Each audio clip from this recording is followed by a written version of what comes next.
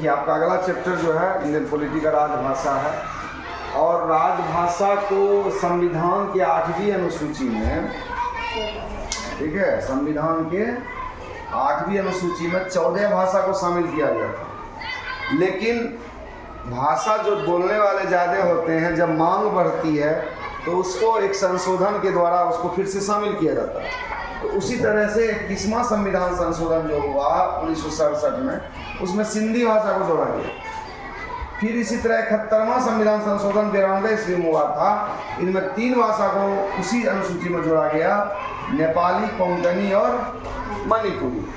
और 92वां संविधान संशोधन 2003 में जब हुआ, इसमें बोडो, डोगरी, मैथिली और संथाली को शामिल किया गया। तो सब मिला करके 14, 15, 16, 17, 18, 19, 20, 21, 22 भाषा आपका टोटल हो गया।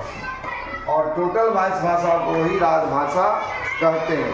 और ये सारे के सारे भाषाएं, चूँकि 121 भाषाओं में से चुन करके 22 भाषा लाया गया है संविधान में।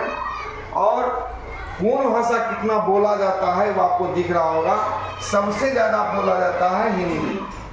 चूँकि आप जान लीजिए कि हमारे देश का कोई भी भाषा राष्ट्रीय भाषा नहीं है। राष्ट्रभाषा कहते हैं ना, राष्ट्रभाषा हिंदी, ऐसा नहीं है। राष्ट्रभाषा हिंदी एक राष्ट्रभाषा के एक अलग रूप होता है। कोई भी भाषा राष्ट्रभाषा नहीं है अभी तक। सिर्फ आधिकारिक भाषा के रूप में हिंदी का प्रयोग किया जाता है। हिंदी को आधिकारिक भाषा भारत की कही जाती है, ठीक है। सबसे ज़्यादा बोला जाता है अपने देश में 43.7% हिंदी, ठीक है। और दूसरे नंबर पर आ जाता है आपका बांग्ला, चूँकि बांग्ला सबसे ज़्यादा पश्चिम बंगाल में बोला जाता है। और हिंदी तो अपना ऑल ओवर इंडिया में है ही, थोड़ा साउथ को छोड़ करके। उसके बाद तीसरे नंबर पर मराठी आ जाता है, चूँकि पॉपुलेशन उसका ज़्यादा है महाराष्ट्र का, ठीक है ना। और हिंदी ज़्यादा इसलिए है कि उत्तर प्रदेश, सब बिहार वगैरह हिंदी ही है, ठीक है। इसके अलावा आपको मैथिली भी जो दिया है वो बिहारी भाषा है एक तरह का। मैथिली को जो शामिल किया गया है ना, मैथिली को शामिल किया गया है ना, तो वो भी बिहारी ही है। देखिए यहाँ मैथिली है ना, तो बिहार में ही बोला जाता है ज़्यादातर, थोड़ा बहुत उत्तर प्रदेश में भी हो सकता है।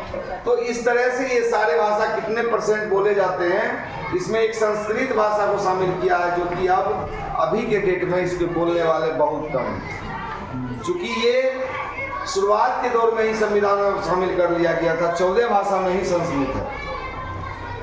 उस समय संस्कृत बोलने वाले बहुत थे, लेकिन बाद में चल करके संस्कृत बोलने वाले की, पढ़ने वालों की भी संख्या घट गई।